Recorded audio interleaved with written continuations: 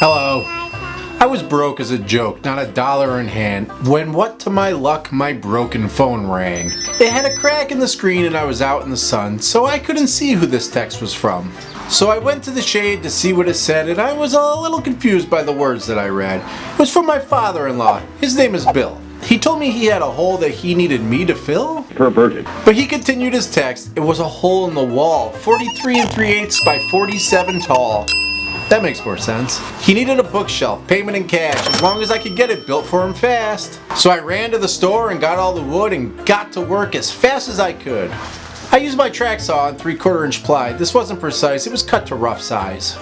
A 15-inch rip was my final aim, a 1/4 inch backing and a 3/4 inch frame. That's a depth of 16 total. I locked the fence on my table saw and then I accidentally stepped on my poor dog's paw. Oh my goodness, come here, Otto, come here. After I said sorry and gave him a kiss, I ripped all my boards to their final width. To the miter saw next, I set up a stop, I cut side to side and bottom to top. Once that was done, I had final dimensions, no room for an error. I paid close attention. Then I cut out a frame for the front of the shelf from an old 2x4, a true do-it-yourself. This frame will hide those unsightly plies, and this look is much more pleasing to everyone's eyes. Once they were cut, I added some glue, then lined them up straight and drove some nails through. Next on the list was routing these frames flush to the shelf so their thickness is same. A flush trim bit will make this look good, make the ply in the frame look like one piece of wood. Joint compound works really great to fill in the gaps if you're going to paint.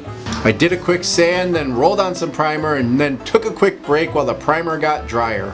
I had a snack and a beer and then stared at the sun.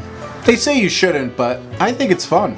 Back at the project, I screwed it and glued it, but I took my time because I couldn't undo it. Once it was done, it was back to the sanding and touching up paint, which was highly demanding. And just like that, this project was done. I'd learned a few things and I'd had a lot of fun. A nice easy build for $300 in hand, but I paid 2 bills and then I was broke again. Thanks so much for watching. See you in the next one. Later. Bye, see you again, and have a good dream.